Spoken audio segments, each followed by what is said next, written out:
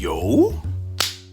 I'm sorry. I did not realize how laggy or spotty my internet is in the beginning of this podcast for whatever reason. But please don't let that deter you. The amount of value in this is absolutely freaking insane. Stay tuned, like, subscribe if you like it, if it resonates with you. If it doesn't, don't worry. Just listen and tune in. But without much further ado, ladies and gentlemen, Tim Barry. You are you are a very well established man who has worked his way up to become a multimillionaire now. So you're living the dream as always. I gotta ask straight up, was it always like that from childhood coming to like where you are? Like, did you just grow up in a rich home and stuff like that to get to where you are? Uh, no, I basically came from nothing. I was born when my parents were both 18. I started my first business as an entrepreneur at age 14. I went around the rich side of town. 50 bucks, I'll clean your mansion. And, we'll dust it, vacuum it, do the kitchens, do the floors. I ended up employing, half my high school by the time I was 15. There are so many people that I always come across that do not even touch 1 million. Where would you say you succeeded where they failed? I think and I kill all their people. I destroy everybody. And this is not a humble brag. I beat their faces in. There we go. Okay. So, guys, welcome back to, I guess I just branded the name of the podcast. It's called Coffee with Kofi. This is episode 3 now. And I've got the main man, the legend, Tim Barry. If you guys do not know about Tim, so Tim is actually my sales coach. He's the one that's been helping me really ramp myself up as much as possible right now. Everything I've come to like really understand and reinforce and make myself different and sound different and be different from other salespeople. It is all this man right here. I can't even begin to explain just how his influence and his mind works. Like the beauty of it is so much. But without me ranting on, Tim, thank you so much for being here with us today.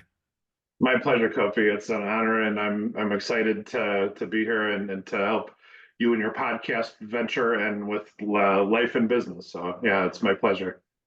Awesome. I love that. I love that too. So I guess, so I gotta ask, I'm just going straight into the gun. So what, at least what I know is you are you are a very well established man who has worked his way up to become a multimillionaire now.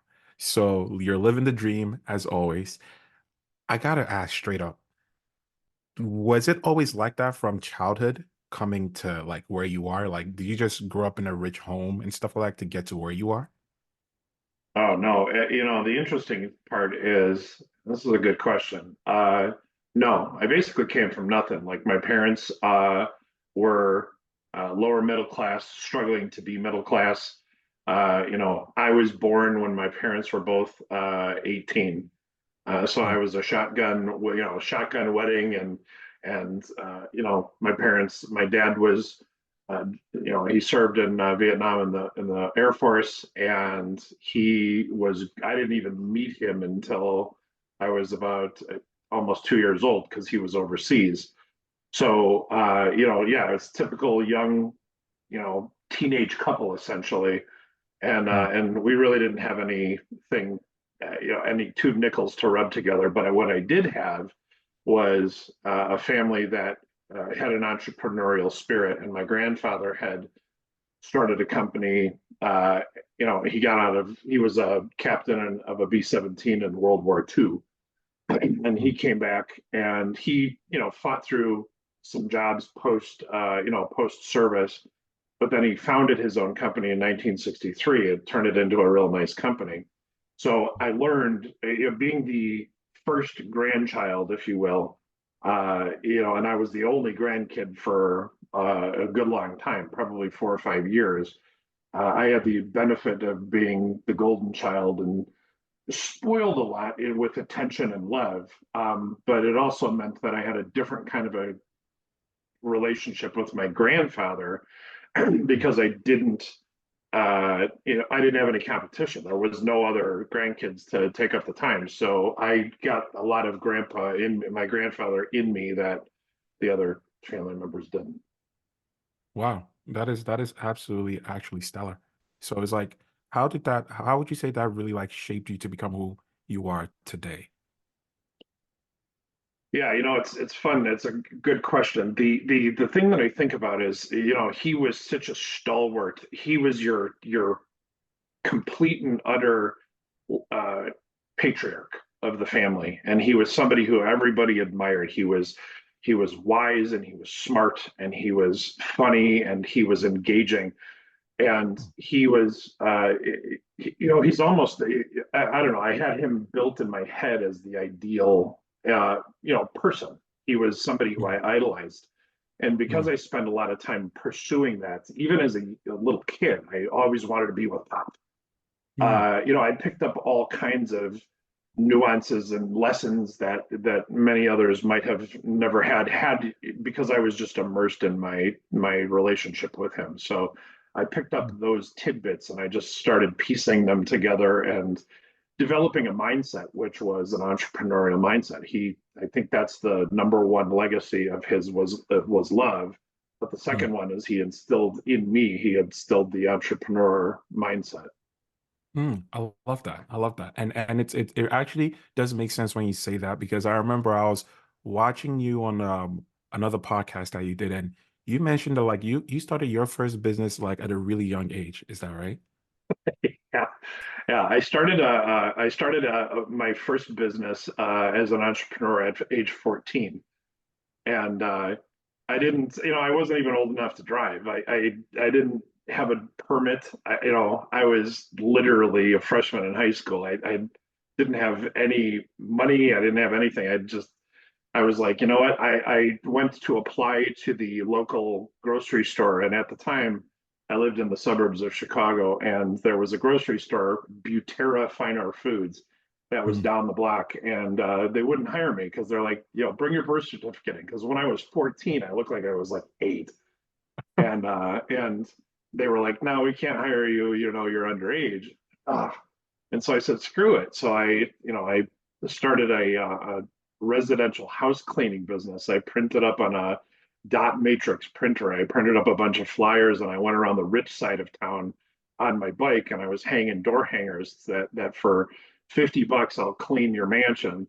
And we'll dust it, vacuum it, do the kitchens, do the floors, uh, do all the dusting, yada yada yada. And yeah, that's how it all really started. I ended up employing, half my high school at by the time I was 15, and yeah, it worked out real well. What that is absolutely insane, Tim, because I'm not gonna lie, is how did you end up like what motivated you to start a business at that age? Because that's a really tough thing to do, starting a business. Yeah, I think it was a little bit of a survival thing. So when I was 13, when I was in eighth grade, my parents got divorced. And now remember, my parents were super young. So like when I was 13, my parents might have been 30, 31, right? Like then they're finally not, they had 3 kids and now all of a sudden you're 31 and you're divorced. So it was a survival thing because they were young and I didn't know what the heck they're doing. They're like, oh my God, I'm single. I want to go out and have some fun. And my mom really was the anchor and the rock in the house. And Mm, she was working 2, 3 jobs to, keep food on the table. But what I had developed was I thought, uh, the grocery store isn't going to hire me. I need mm, to come up with something different. And so I couldn't think of anything that I could do. I didn't even have a car. So how am I going to get to a job, if I didn't walk or ride my bike? And mhm, so I did 2 things. I thought, well, I'm going to start doing house cleaning because you don't need a degree for that. You don't need anything for that. You just need mm, some Comet, you need some Windex, you need a vacuum cleaner, and you need a mop, right? And some dust rags. That's what you need. And so that's how that started. I just thought, what the heck, what motivated me was money. It was material. Mm, I wanted, I equated at the time, I equated money with freedom. mm, And so making money was like all my 14-year-old brain could really process and think of. And, I wanted, mind you, the time, was in the late 80s, early 90s. So like I wanted a Ferrari Testarossa, right? I wanted, I was watching Miami Vice and I was like, mm, okay, I don't want to be a drug dealer and I don't want to be an undercover cop, yeah. but I want all those things, right? I want the lifestyle. I want the nice houses, the fancy cars, the beautiful woman. I want all Mm. those things, and so that's kind of what motivated me. I know it sounds terrible now, but that's what got me out of bed every day. Sure. No, I'm not gonna lie. That is amazing. That does not sound terrible to me at all. And I know to many people watching this because people are always wanting to get that freedom, that motivation, the beautiful woman, the cars, all that type of stuff. And it's amazing that you did that. Now I'm curious because, and I'm sure some people want to know too, especially with you when you said that, like, you're a 14-year-old, but you look like you were 8, and now you're starting a business. The number one thing I've learned from you is the make or break of any business is sales. If you don't know how to sell, you're just donezo. How did you manage to convince homeowners to like let you and your employees, who that was like half your school at that time, to come in to clean their house and do a good job to get paid? So it was a little bit of luck, and this is for entrepreneurs. There's a thing that you have to have, and that's you have to have lack of fear. Hmm, You have to embrace the idea that you're going to fail. But and Kofi, you've heard me during our sales training sessions. You've heard me say this: no learning, none occurs without failure. Like nobody gets it right the first time. There's that North Korean dictator, what's his name, Kim Jong Un. yep. The rumor is that the North Koreans believe that the very first time that guy picked up a bowling ball, that he bowled a perfect 300 game. And what I'm saying is all right, probably not.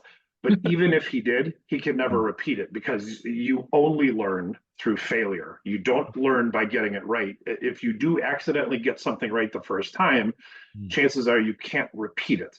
mm, And so the idea of learning, and this is the mindset that you have, is that you have to learn, you have to embrace your failures. Now, you don't mm, want to do the failure over and over and over again. That's the definition of Einstein's definition of insanity. But what you want is you want to get two things out of it. There's a book called Failing Forward by John C. Maxwell. And what he says is that you either do it again and test your original goal, mm, or you modify that goal to, based on what you had learned in the failure of the first attempt, the mm, previous attempt.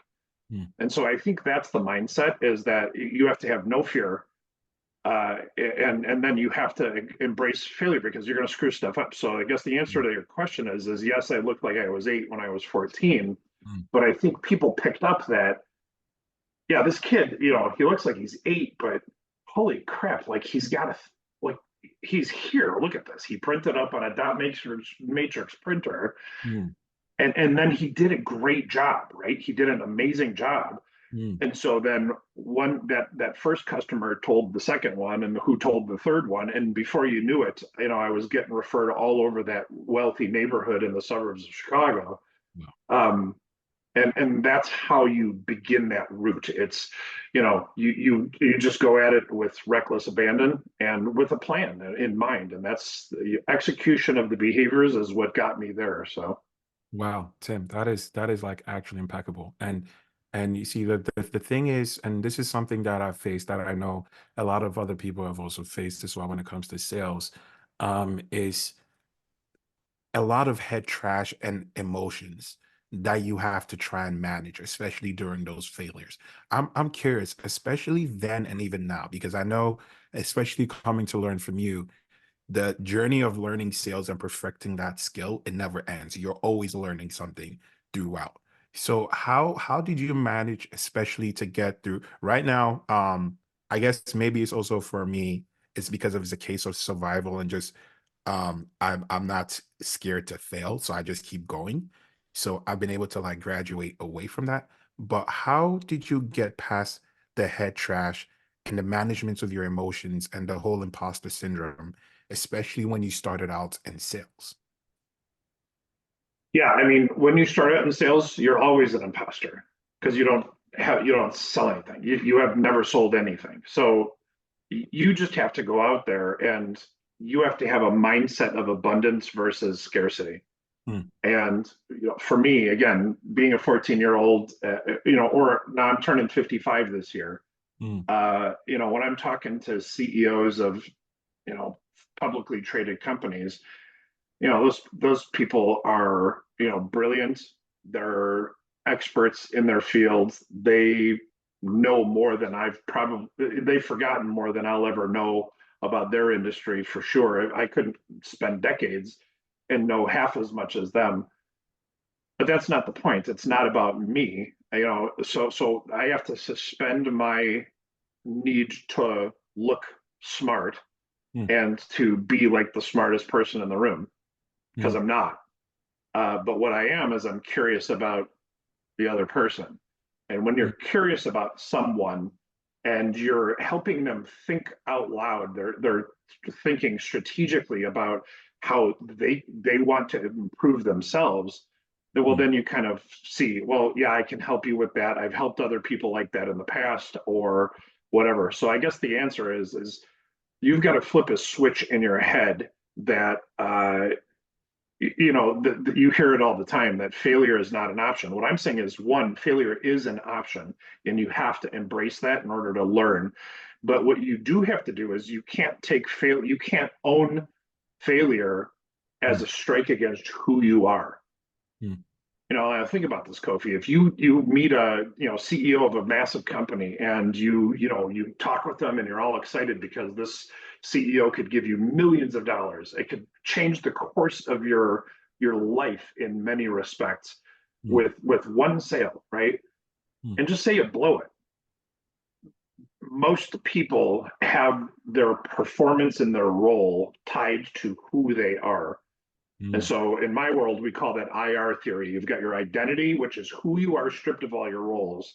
mm, And then you've got your roles, which are just what you do. So you're a business owner, you're a husband, you're a friend, you're an employer, you're a boss, you're a cousin, you're a son, you're a million different roles. And on a 1 to 10 scale, mm. in any given conversation, you could be a 10 1 second. Just wait until you have teenagers, Kofi. You're gonna want to puke, by the way. You're going to go from a 10 1 second to you're going to go to a 2 the minute that you don't give your daughter or your son the car on a Saturday night. They're going to, Dad, I hate you and you're the worst and stuff like that. Good, good. From a sales point of view, you have to be bulletproof. You have to know that you're worthy uh, to be in the arena in the first place. You are there regardless of what other people think of you, and you have to defeat your own negative self-talk track Mm, in order to keep on going. So for me, I just flip a switch. Like I have no fear. I say what I say. I listen how I listen. I'm not set in my ways because I have a natural curiosity when I'm talking to other people. mm, And I always figure that by having conversations with people, even if it doesn't turn out to be a sale, for example, mm, I'll at least learn something about them in their world that maybe I can use later on. So even if it's a failure, ooh, I didn't get the sale, that's okay. Now I know maybe how to connect them in a referral basis. Maybe I know a little bit more about their industry. So the next time I'm talking to a CEO in that industry, I can pull that nugget out of the back of my skull because I didn't take the failure of not getting the sale as a strike against who I am. I used it as an opportunity to learn and move forward. So that's the failing forward model from John C. Maxwell. man, this is so powerful. It is honestly really powerful. And so now I'm wondering, Tim, so when because pretty much what I learned from you, especially I think in one of our last sales calls, you said something I actually never knew about. You talked about Michael Jordan and how until he got coaching from some specific person, that's when he started winning championships.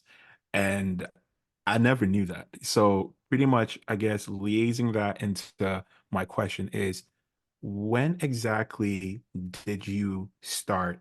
Did you always like, I guess, just sell on your own, learn things on your own, and succeed on your own? Or did you learn from somebody? Like, when was that moment when you learned from somebody, and how did it impact you from there? Sure, sure. To refer, let's loop back to the beginning. So Jordan was the most electrifying player in the league from the minute he got in, right? And he was competing against Magic and Bird and Patrick Ewing and some all-time NBA Hall of Famers, right? Hmm. He was playing against the Detroit Pistons and Isaiah Thomas and the bad boys in Detroit, and he was getting his brains beaten. He was getting beat by the Celtics. He scored 60 against the Celtics and still lost. Hmm. They didn't actually win. So he had a coach, Doug Collins, who was an amazing coach that got him to a level of excellence, but he couldn't get him over the hump. And so the year that they fired Doug Collins, the coach, everybody lost their minds because the guy had won, 50 games the year before or whatever, which was a miracle because it was the Bulls, and the Bulls had historically sucked horrifically. Hmm. But they brought in Phil Jackson, and Phil Jackson is who was able to. He's like the superstar whisperer, if you will, right? And so he not only talked to Jordan and coached Jordan differently than Doug Collins did, but he brought in a cast of characters to surround that Jordan could pass the ball off to once in a while. Because what was happening is everybody on all five guys on the floor would surround Jordan because they're like, all these other scrubs are, terrible. They're not going to score. They can't beat us. So Hmm. they dared Jordan to beat him. And well, most of the time he could, Hmm. but it was only when Phil Collins said, hey, we're going to bring in Horace Grant, and then we're going to bring in Scottie Pippen, and then we're going to bring in Bill Cartwright, and, Hmm. and we're going to change how this goes. We're going to make them guard the other guys. That's when Jordan started winning championships. So the answer to your question in regards to me is I've had a litany of people, not just my grandfather, as a role model to model off of. And mind you, this my grandfather didn't teach me a lot about business. He taught me about the business mindset. Hmm. But right out of college, I had a mentor. His name was Kurt Sipple. And Kurt was foundational in showing me the entrepreneurial model. Hmm. And I had other people, a gentleman named Mel Gears, who was a NASA rocket scientist, literally a NASA rocket scientist.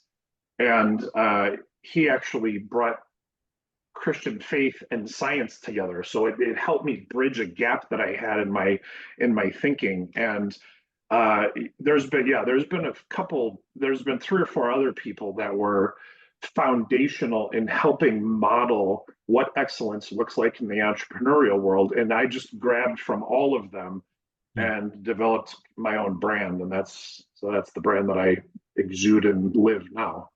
Man, that is actually impeccable, honestly. And just that analogy of things as well really like brings things full circle for me even more when it comes to this entrepreneurial success. So I guess so Tim, how many businesses have you built? Like what are the different types? Like how do they liaise? Where are they now? Like pretty much if you could just brief us or tell us about all of those. Sure. Most of them were four of the six were construction companies. Hmm. So I owned a remodeling company where I did exterior home improvements, windows, roofing, siding, all replacement stuff. So you got an existing roof, you got a hail damage or whatever on it, I'd replace the roof. Or I had a company that did just replacement windows, existing windows. They're old, they're nasty, they're disgusting. Siding, entry doors, that type of stuff. I parlayed into building multi-million-dollar custom homes. I also started a basement waterproofing and structural foundation repair company. So I've got a lot of ton of experience in the construction world, and then I became a business consultant. So I was going into for an equity piece. I'd go into a company that was struggling on the sales side, and I'd go in there and I'd flip it into a sales culture and help turn them around. So I did that for a decade. And then I started with Sandler. I got involved as an associate and learned from maybe the greatest Sandler trainer that there ever was. And he was my coach, mentor, and confidant. He taught, he's like, we call him Sandler Yoda. And he taught me for 2.5 years, and I learned everything I could under him, and then became a franchise owner myself. So that's kind of the evolution of my business now. So Wow, that is impeccable. And I remember like you also said some time that like you sold over $50 million when it comes to the home improvement like company. Whereas and it's you say it like it's no big deal and everything and stuff as well. And I'm there, I'm like, holy cow, because it's like there are so many people that I always come across that do not even touch 1 million a year, but that is why you're able to do it. Where would you say you succeeded where they failed? And what could they, if they employed those, how could they also touch that 1 million, 2 million, all the way up to the 50 that you were able to do?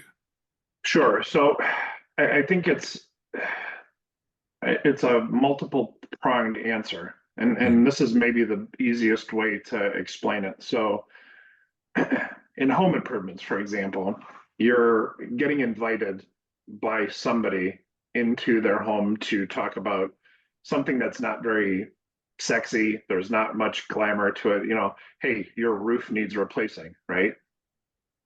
And nobody in the history of the world has ever come over and said, "Oh my God, Kofi, I am just so I'm stunned by the beauty of your roof." Like nobody says that. Nobody says that. So you're dealing it in functional stuff. The other part is that people are inviting salespeople into their home, right? So you have to overcome. Most people will answer the door and they're like, "Oh, yeah, the freaking sales guys here," right? And so the reality is this: is you've got to build trust, and you've got to do it real quick.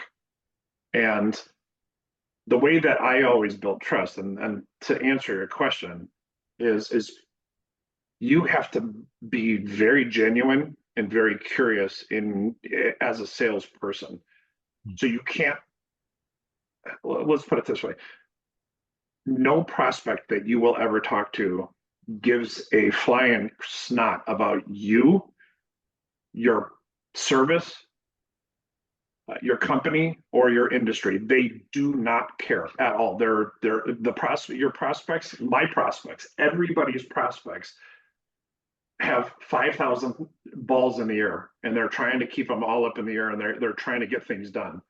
Hmm. They don't care about what you have to say. And so the overall and the overarching attitude of heart is, hey, we call this ethical selling in Sandler. And ethical selling is exactly this.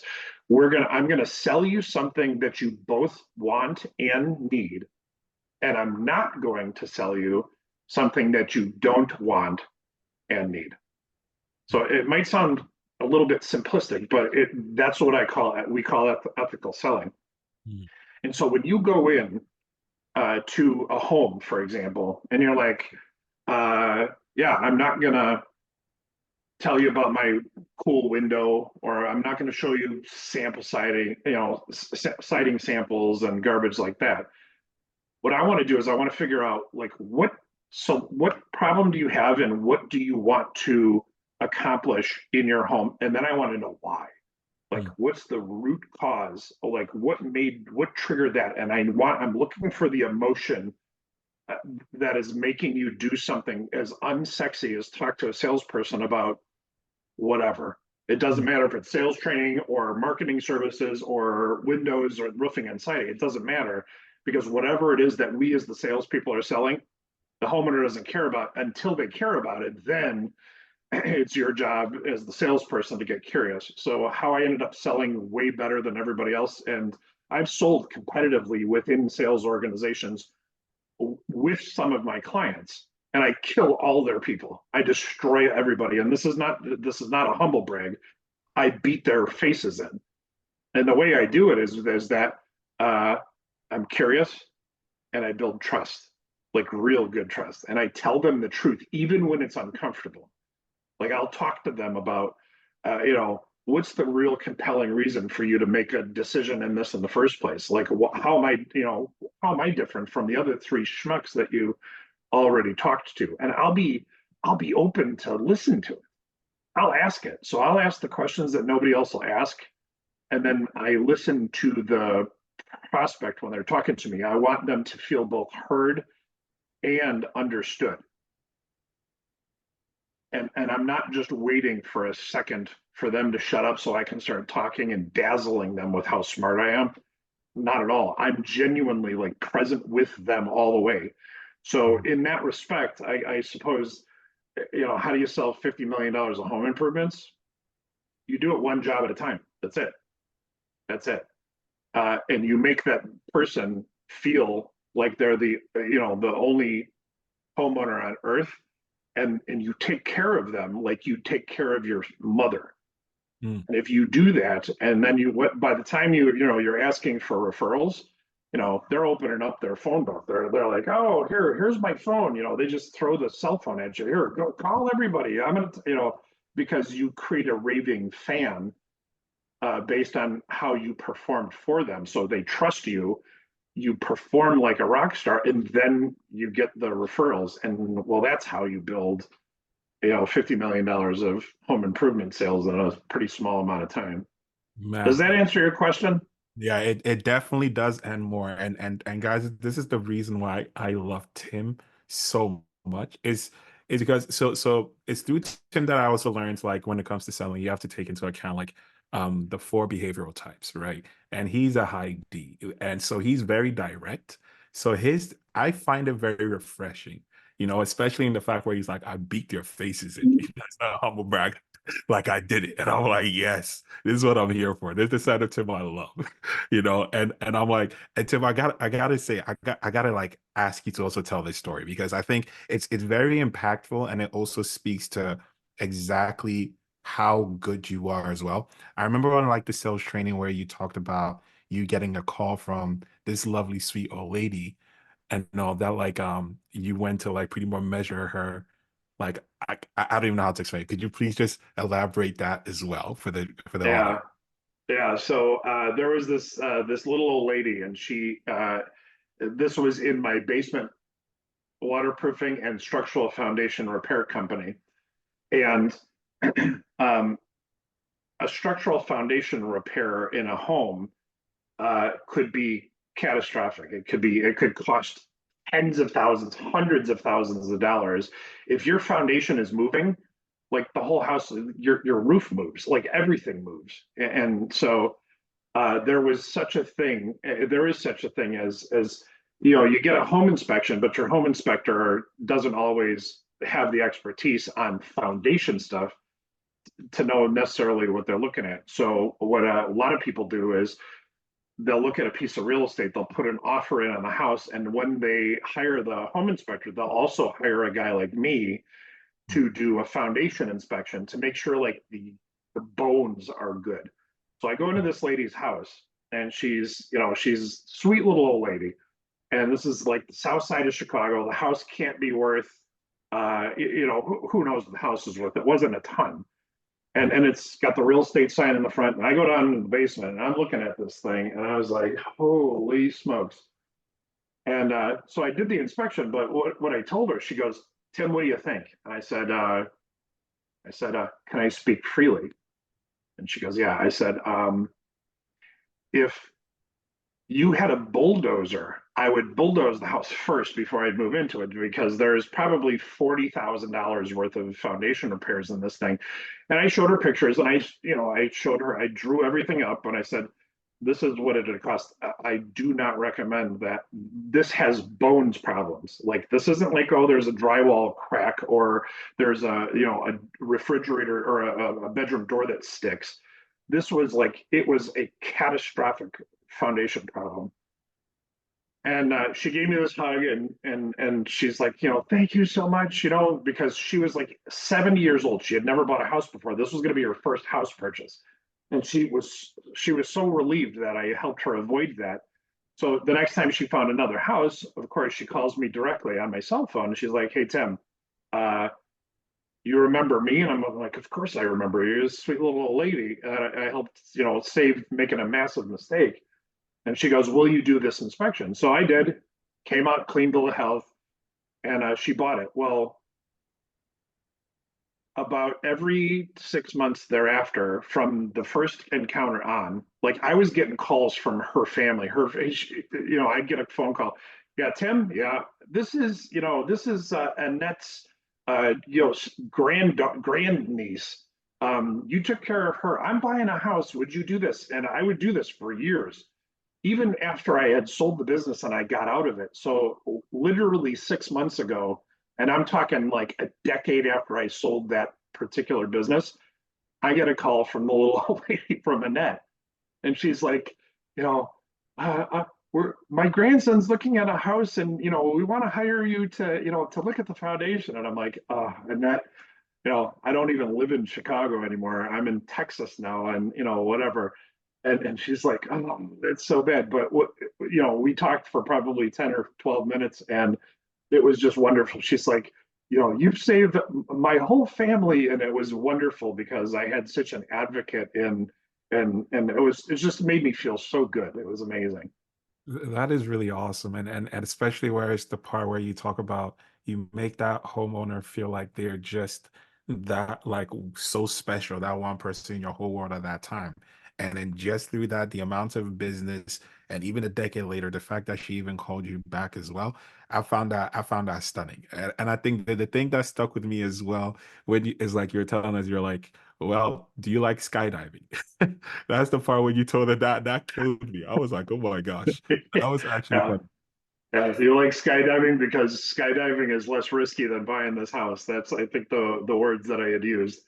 Oh my gosh. Yeah, Like when you said that, I remember my mind was blown. I was like, there's no way I could ever tell a prospect that. But the fact that you just it's amazing. It's amazing. So but Kofi, this is it though. You can tell the prospect that you just have to be you, right? I'm not saying that you need to be tone deaf, but if that's you, and here's the fun part about, and this through the sales training, I'm helping you develop talk tracks for everything. yeah. And the reason that you want to develop talk tracks, and it's not a script, it's not like you're reading, Mr. or Mrs. Business owner, I am an SEO and digital marketing specialist. That's not the kind of talk track that I'm talking about. Mm, But when you practice talk tracks for real things that you can say, in real scenarios, and you say them out loud, and you've heard me say this 100 times in sales training, you could sit in a training, and if you don't participate, if you don't say it out loud, mm, take in the information into your brain, but then spit it out in your own words, mm, whatever it is, it's going to come out clunky, right? And so think of like the first conversation that you had with your wife, right? You went on that first date and you were like, oh, she's beautiful, and oh my god, and everything, you're like noticing everything on her hair and her eyes and her eyebrows, and you're looking at like you can't miss any. You're like, oh my god, this woman is captivating. Like you can't think of anything else.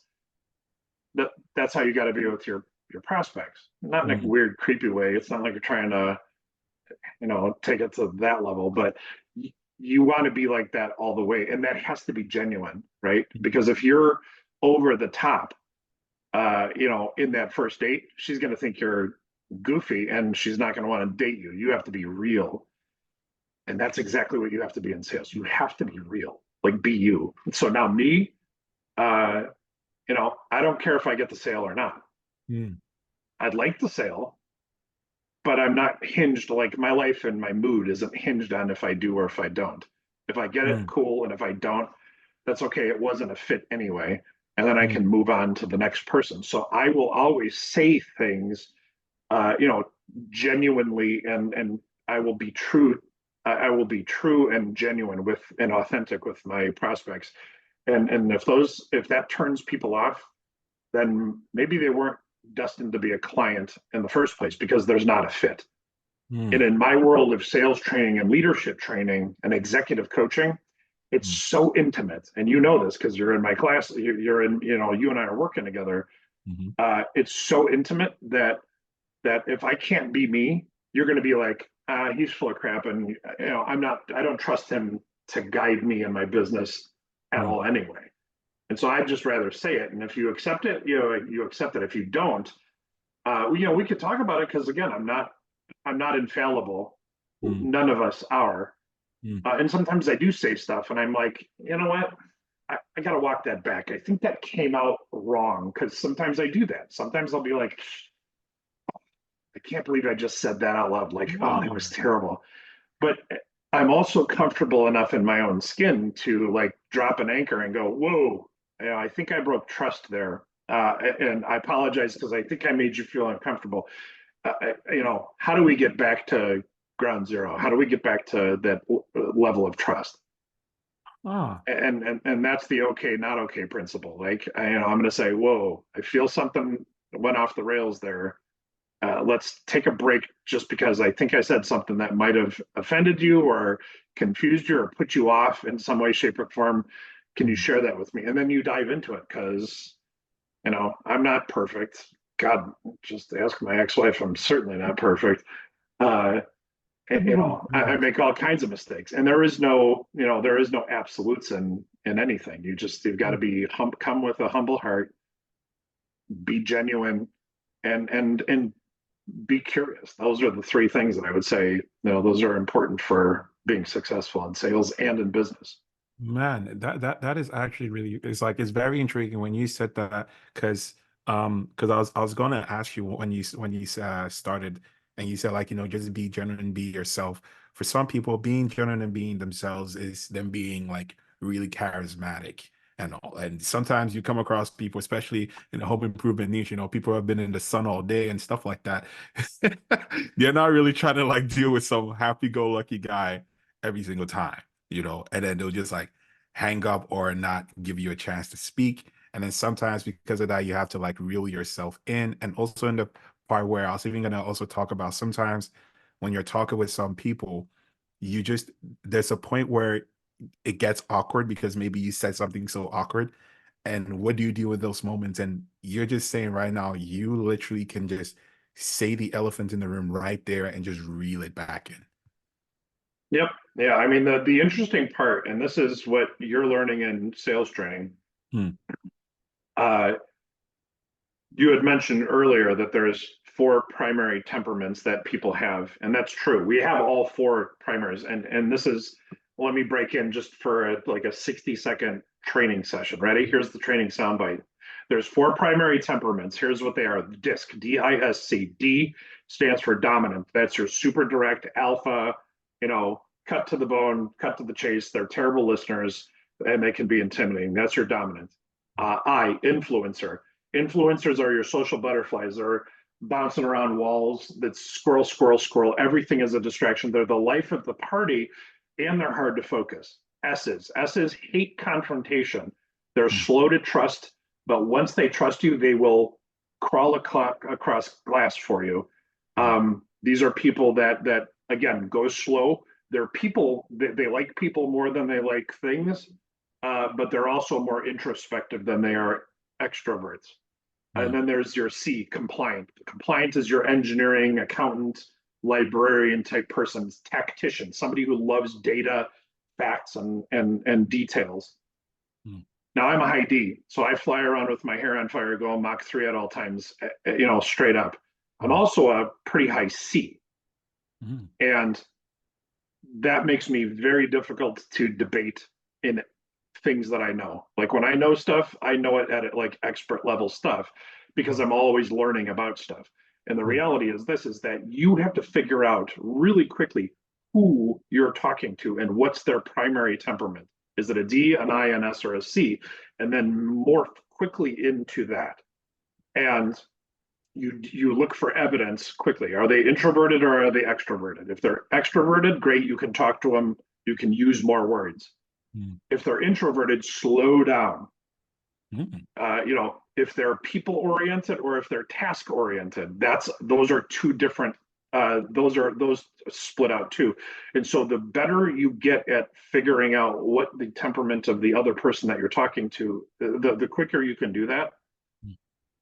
Well, that's building trust that's like building trust 101. Speak the language that they speak. Don't speak your language. I'm a high D. So, you and I, Kofi, the reason I think we get along is because, here's what our sales meeting would be. Hey, what's on the agenda for our sales meeting, Kofi? And you'd be like, it's this, and this. Okay, one, boom. And we'd solve it in 4 minutes. Okay, you good? Yep, good. Two, and then we'd do it like that. Versus, your compliance, your C, if you're a C, I'd have to approach you and say, okay, where's the data? Let's talk about the trends, and that's just a different thing. And the meeting might last for, 45 minutes. We'd be talking about facts. The I, your influencer, might be, hey, let's talk about how bad the Chicago Bears suck, and let's talk about, soccer, and let's talk about, the weather. Let's talk about everything except for and you have to be able to pivot and flex with those different temperaments. And so that's what I mean by, you're still you, but you've got to mirror and match, and you have to speak their language in order to build that trust. Because if you just go at it like you said, I'm a high D. I am a very high D. Yeah. I would scare the snots. I can intimidate people, even with a funny voice. Like, I could really scare the heck out of you, because I am just like, all right, tell me this, give me some information. I don't need to know the other 800 things you know. Tell me what I need to know about this. This is what I want to know. Don't tell me anything else. That can be very scary. So when I go into a home, or when I sit in front of a CEO that's not a high D, I got to figure that out instantaneously. Because if I just go, okay, let's get at it, and I knuckle down, I'm gonna get them to put their dukes up, right? I'm gonna get them to be like, oh, now I'm defensive because this dude's gonna try to sell me something, and that's not what you want to be. So you have to be more observational. You have to be more engaging. This is why curiousness, and then practicing your skill of reading and profiling people. That has to, you practice that over time, and it gets so good that you like here, selling $50 million of home improvements in my lifetime. I can walk into someone's house, or I can walk into any place, and the person that I'm talking to, within about 60 seconds, I know what their primary disc profile is, and I know how to adjust everything about me and my demeanor and my communication skill instantly, like just like that. And that's only a practice thing. Wow, Tim, that is absolutely, because that is actually one of the things that I am most curious about, that I'm trying to do. So, like, what would you say is like out of your experience with that, specifically when it comes to different behavioral types? What would you say is like the top 1 to 3 things that you eat or you look out for, and you're like, okay, based off of this, you're this type, or you're this type, or you're that type? Sure. Ask them questions, get them talking. Ask them, ask them about, hey, thanks for inviting me in. It's really unusual for people to invite strangers into their house, and most people hate salespeople. So, here I am. What am I doing here?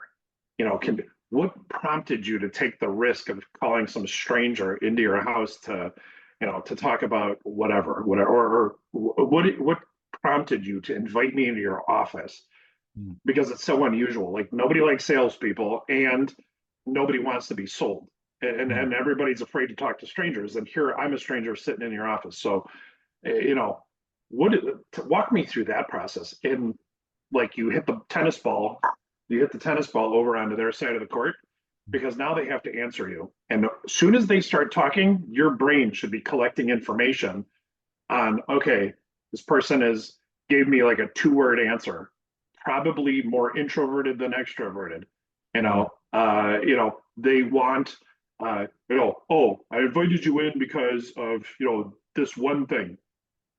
Maybe that's more task oriented than people oriented, right? No, they didn't say, oh, my sister or my wife or my husband or whatever. They noticed this and they didn't drag any of that stuff. They said, this is the one thing I need and I want your price. Then you can go, okay, it's either a D or maybe a C, maybe an S, but the more you keep them talking, the more data you collect and the more evidence you collect. And then you can start to shift. So be loaded with questions. And that's exactly the opposite of most salespeople. Most salespeople are ready and raring to go because they want to flex. They want to show, the prospect how smart they are. Like, oh, I had a great conversation with a marketing owner, 2 owners of a marketing company, and I said, give me your 30-second commercial. Tell me what the heck it is you do. And they said whatever it was, and I'm like, awesome. And I said, can I speak freely? And they're like, yeah. And Kofi, you'll love this because you know what's coming next. I said, what if I told you there's 7 billion people on Earth and 6 billion of them own digital marketing companies? And they just started laughing. They were like, oh my God, like, holy smokes, I can't believe you just said that. That's the funniest thing we've ever heard. And I'm like, so let me ask you this. The real question is how are you going to be different from the other 6 billion digital marketing companies? And they were like, they're like, well, but, and I'm like, no, you can't tell me what you do because I'm the prospect and prospect never cares about what you do. And this is not just the digital marketing space. This is any space that you're in, whether you're in home improvement sales or digital marketing, or you own a manufacturing company, or you're doing sales for IT. Nobody cares about what you have. And so I helped them understand from, the professional sales point of view, the difference of how do you present that differently? And by the way, the answer is ask just tons of questions. And then you can customize a solution based on what they tell you and nothing more. So I hope that maybe that answers the question. No, it definitely does. I mean, I always love stuff like this. I always love your stories. I love everything that you say too, because it's like there is so much knowledge spewing out of everything that you say. And then you just saying that is one thing I remember the first time that I met you, you said that aspect of things, 7 billion people in the world, 6 billion are marketing companies. And I died laughing. I was like, holy crap, wait, he's right. How exactly am I supposed to differentiate myself? So literally just from that moment, it's how you helped me differentiate myself in all my sales calls. So honestly, I love that. And it really it makes me wonder because you were so I guess coming into like the sales aspect as well again, you were pretty much a legend and all in the sales before you got into Sandler. Why and I'm really curious, why in the world would you transition to go into Sandler and even go even further to like have a franchise within Sandler to teach and coach when you were doing fine in sales? Like a lot of people is like they do fine and that's it. Like why the Sandler aspect? Yeah, you know what? And that this might actually be the question of the whole podcast because and I thank you for the kind compliments. I just want to tell you there are people that are 100 times better at all of this stuff than me. The fun part is that I'm learning all the time, and I never stop learning because it's so important. Jim Tomei is a Hall of Fame Cleveland Indian and Chicago White Sox baseball player. He hit 600 home runs, and on his arm he's got the letters BTH, tattooed to his arm, and those initials stand for. And I heard it. He was asked in a press conference in the locker room after a game, and the reporter was like, "Hey, what does that stand for?" And he goes, "Don't believe the hype." And he goes, "Never read your own press clippings. When you're out there thumping at 12 years old, you're thumping and hitting home runs and you're starting businesses or whatever it is. When you're on the top of your game or doing well, don't drink your own Kool-Aid and don't believe the hype."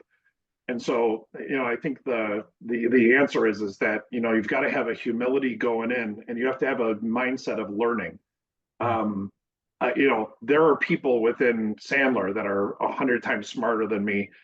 The guy that I learned from, my mentor, Bill Bartlett, is like Sandler Yoda. The dude does like Jedi mind tricks. It's the craziest thing that I've ever seen in my life. And it was just an unbelievable blessing to learn and to study under him and be coached by him. Just an absolute brilliant man. Makes me feel like, I'm 10 years old again. I'm like, oh my God, it's unbelievable. I can't believe that guy just said that.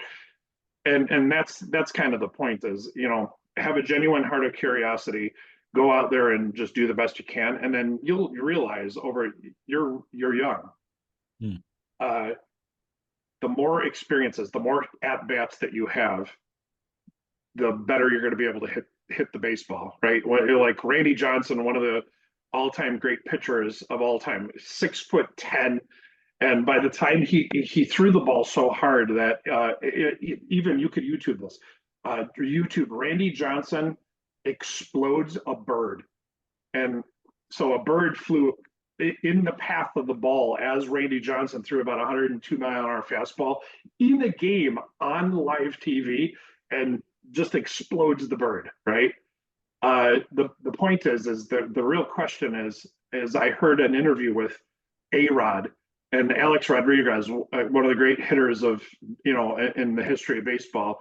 He goes, the first time I took an at-bat against Randy Johnson, it was the scariest possible thing. But here's the funny thing. When A-Rod stood in the batter's box for, say, 10 pitches, he started to get a beeline on how the ball is released out of Randy Johnson's hand and where it's going to go. And sometimes it was at his head because he was a rookie and, whatever.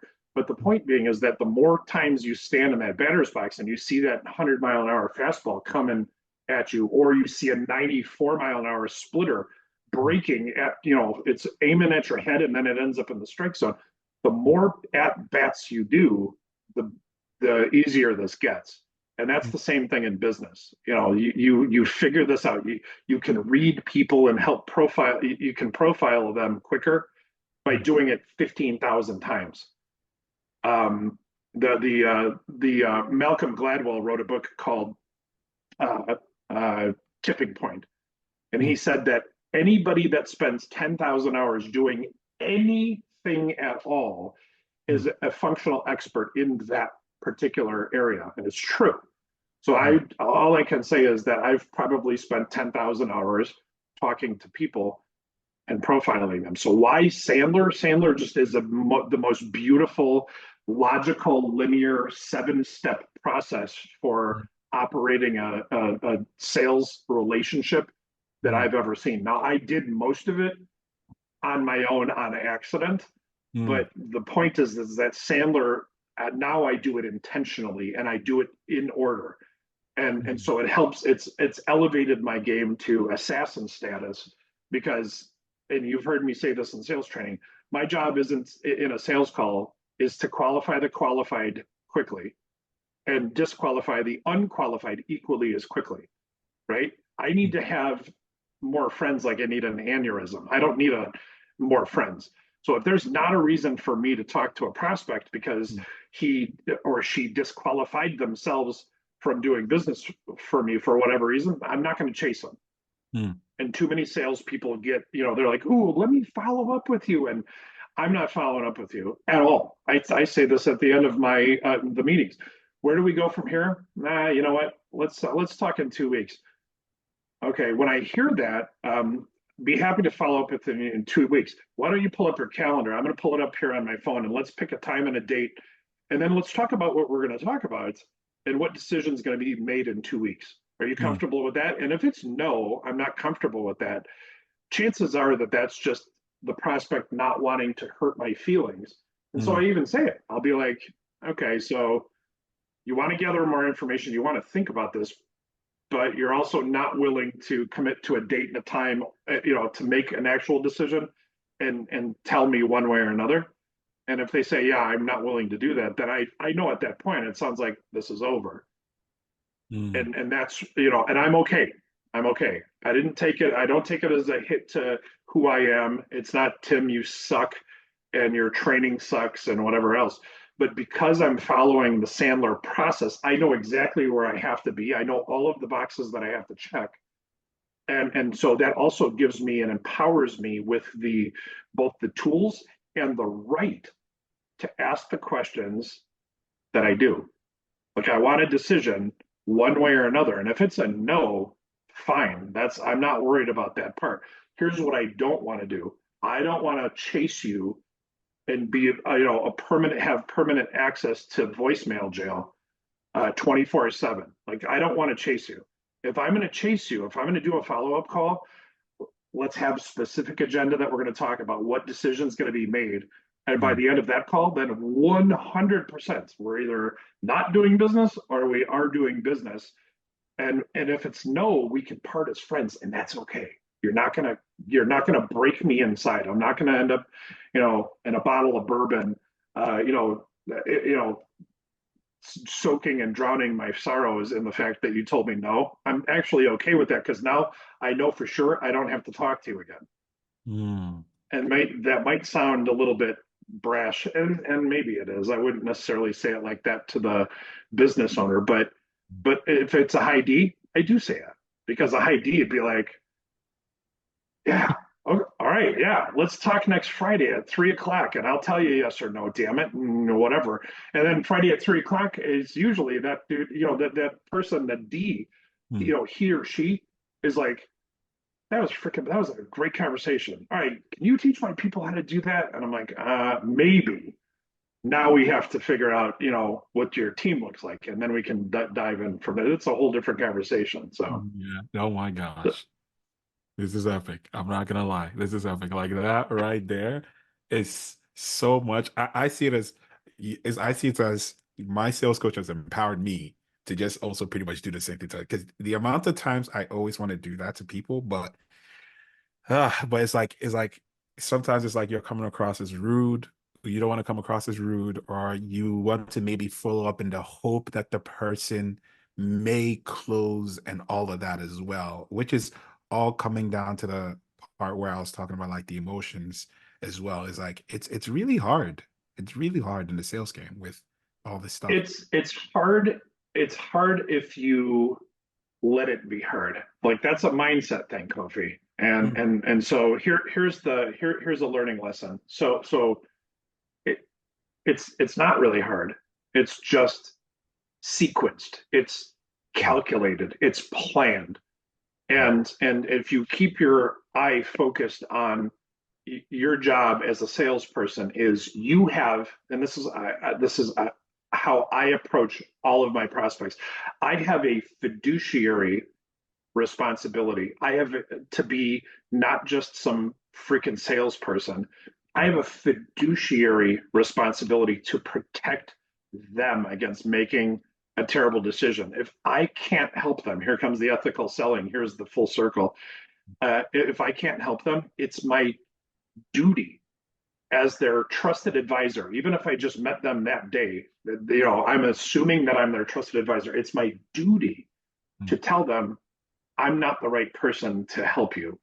mm, And if I have someone that is the right person, I'll refer them out, right? And that takes some audacity. So for me, I don't ever, for me, fear is a mindset. Oh, I'm afraid because if I say something like that, they're going to hate me and whatever. If you say something like I just shared a couple minutes ago, like, mm, hey, maybe it's not a good fit.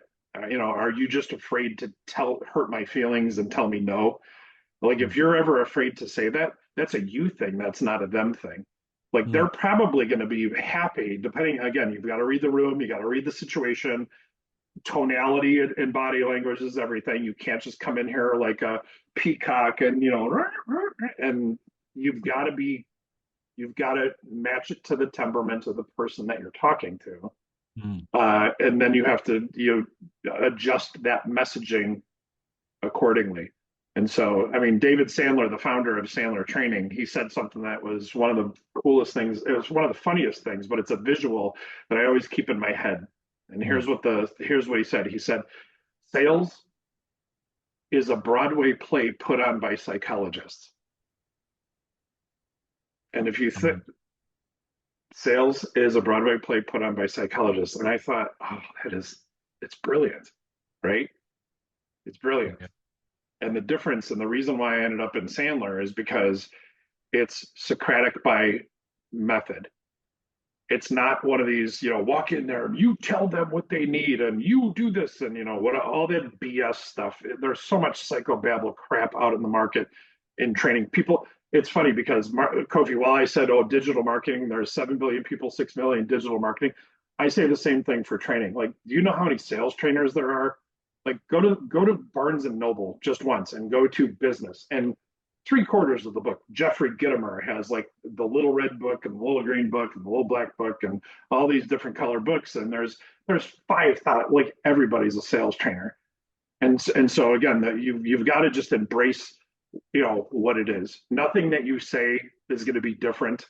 What's going to be different is how you present and how you build trust with your prospect, Mm, and then how you customize a solution on the fly with your prospect according to what they both want and need in accordance with their budget and with their timeline.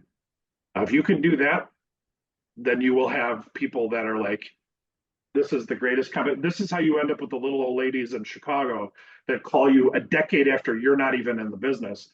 And she'll be like, Kofi, I now have another company and I need you for marketing. And do you still do that? And you might be on an island by not, 10 years from now, but that's how you get that. Oh man, this has been so fantastic. Honestly, like this this is I think this is actually my favorite podcast right now. My most favorite podcast so far There's because only three. There's there's only only three. three. I know, but it's like it's gonna be hard to top. It's gonna be hard to top. It really is. It's like, and I know we're past the hour mark, so I just have like one huge last question as well before I let you go. Um, Sure. by the way, before that last question, is it like I don't know if you're on social media or anything of that sort, or maybe like in case somebody wants to get in touch with you to inquire about sales training and all of that, we'll probably maybe drop it in the description below that they can reach out to you. Sure. Yeah, no, I'd love that. I'm only on LinkedIn. Okay. If you go to LinkedIn/Tim Berry Executive Coach, you can find me in LinkedIn. My website is www.tjberry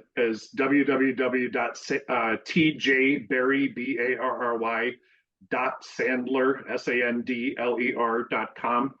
And then I'll give you my cell phone number if you want to drop it in there as well. If anybody's got conversation questions, whatever about sales training, leadership training, executive coaching, whatever, that'd be great. So yeah, that's the easiest way to get a hold of me. Yeah, that's awesome. Yeah, guys, I know we're not at the end of it. It's just the last question, but highly recommend. You can already tell. Tim, he's the legend for me. You know what I'm saying? He's the legend for me. He's amazing. So I I love it. guess Thank my you. no problem, Tim. Always.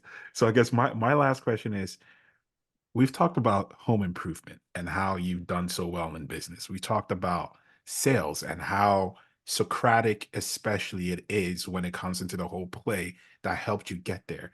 Now, my last question in this is marketing. So, how did marketing take any play whatsoever in your success getting there? Always. Always. So Oh, marketing and sales, and this isn't just a plug for you, Kofi. yeah. This what I'm telling you is the God's honest truth. marketing and sales are intertwined. It's like DNA strands, right? You've got the double helix, and they're wound together. And so effective marketing is important because from your marketing, you build your brand. And the most important thing I do is I build my brand. I don't build Sandler brand. I build my brand. Like people buy you, and you know, I could work for Apple, right? I could, one of the most respected, most valuable companies in the world, and uh, but people aren't just buying Apple, they would be buying a solution from me. I also would happen to be representing Apple, right? Some people might buy just Apple because Apple's kind of a whole cult weird thing. Maybe that's not the best example. But my point being the same is that marketing is how you build your personal brand. And so you need to be a content expert, and you need to, you know, you need to be able to connect with your audience, deliver the correct messaging. You know, SEO, you know, I don't worry about SEO, you know, as much because I got a pretty good brand. Now, you know, do I pour money into SEO at the moment? Actually, no, I don't. But that's because when I post a video, or when I, you know, post a blog on LinkedIn or whatever, I'll get 30 messages from business owners or business professionals that'll be like, "Hey, can we have a conversation about that or whatever?" But my point being the same is that sales and marketing are like a double helix on a DNA strand. They're very tightly wound together. The challenge for a business, for most of your salespeople are like, you know, marketing doesn't provide me with enough good leads, and you know, this, of course, the marketing people are like, you salespeople don't close the damn leads when I bring them.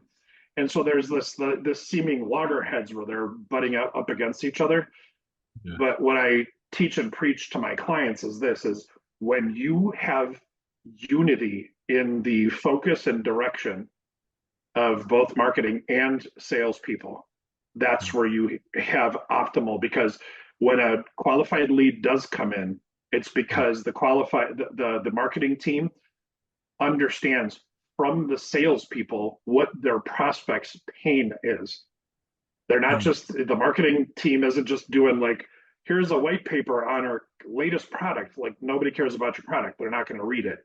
But if that white paper talks about, hey, here's what our customers are worried about. This is what they come to us with. Here's the 5 stack ranked problems that they come to us with. All of a sudden, now somebody's going to respond to that marketing lead. Now the marketing people take it over to the salespeople, and the salespeople know exactly what to do and exactly what the conversation is. And when you have the Sandler thing mixed and twined into the middle of it, it's unbelievable. Because you know, when you're looking at your CRM and you're looking at your pipeline, you can go, hey, where am I in the process with sales? Your marketing people can go, hey, you know, I see you've got bonding and rapport, and I see you've got you know, upfront contract. You've established yourself with them. What was that pain conversation like? You know, and then what's the next step from there? And that's where the Sandler piece, again, full circle, that's where the Sandler piece comes in. Because you can know, now everybody knows. Your marketing people are like, oh, you know what?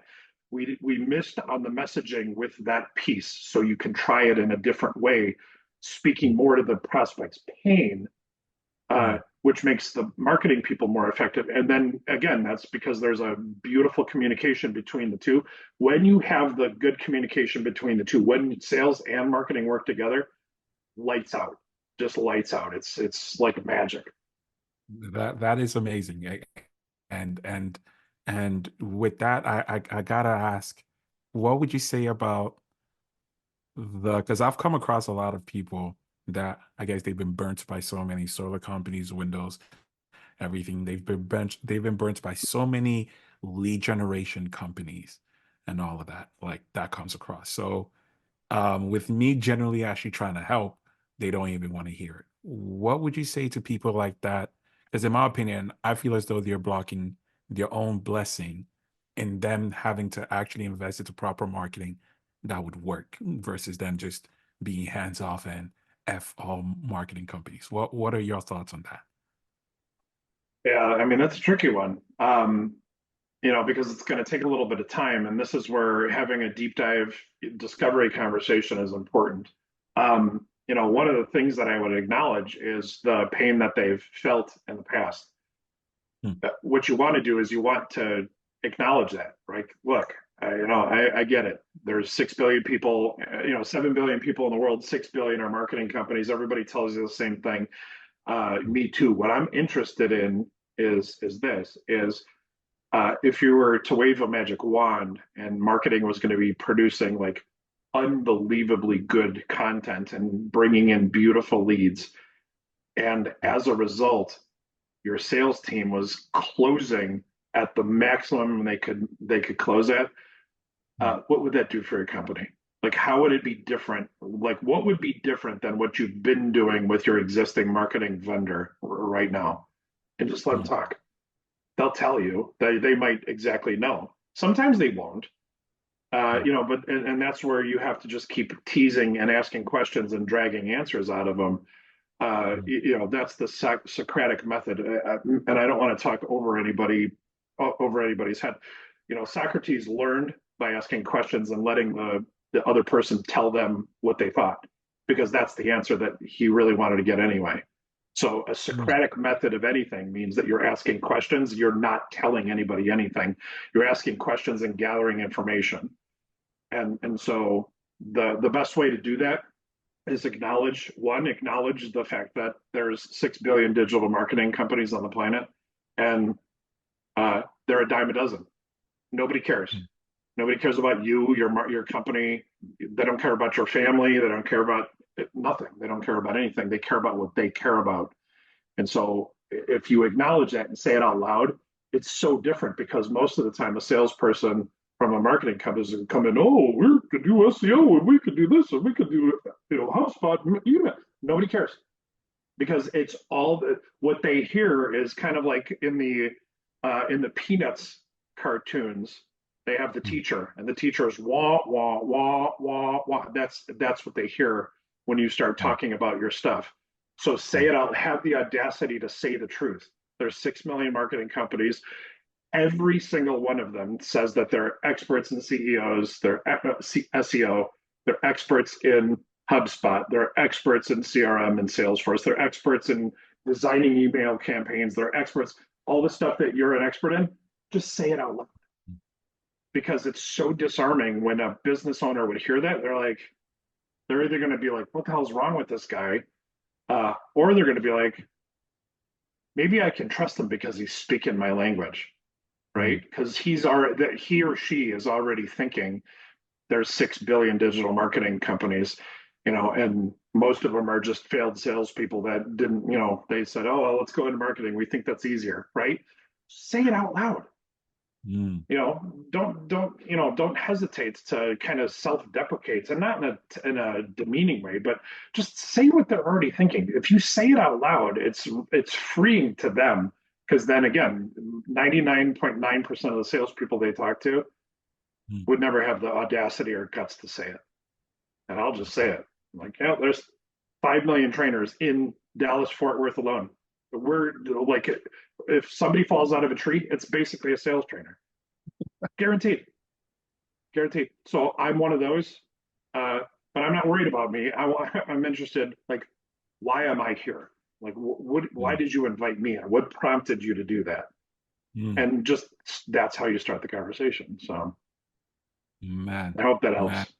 absolutely, Tim. This has been such a pleasure. Honestly, like so much. I'm always learning every single time that I come into your presence, and throughout this podcast, I've also learned a lot. And thank you so much for being on the episode 3. Maybe the best, gonna be hard to top, but definitely the best so far, Well, for Kofi, I sure. appreciate you having me on. I appreciate the praise, and I really do. Here's what I'll tell you, and from the bottom of my heart, here's what I appreciate and love about you. You are genuine. You are an astute student. You pay attention. You apply this stuff. You go at this with reckless abandon, even when it doesn't necessarily feel right in the beginning. You're like, oh, it's so clunky, but you have courage. And for me, that's like you're like the dream. You're the dream trainee, because you're adopting this stuff. You're winding it into your DNA. You're all the way in. And as a result, you're going to see those results. You're already seeing the results and the change in your business. And it's been an honor and a pleasure to both be on this podcast, but it's also an honor and pleasure to be your coach and be your trainer. And I look forward to helping you turn into the biggest marketing company on the planet. You will be the one that everybody goes, gee, I want to be like Kofi's marketing company. So Amen to that, Tim. Thank you so much. That actually really warms my heart. I truly appreciate that, Tim. Truly. my Oh, pleasure. man. My pleasure. Ladies All and right, gentlemen, Tim Barry right here. You already know it. See you guys on the next one. This BK Soul from Timberland. You see a ball, I'm coming in hard. Step in the room with confidence. Yeah, now we'll talk, yeah, baby, who's it bad? We know they do no nonsense.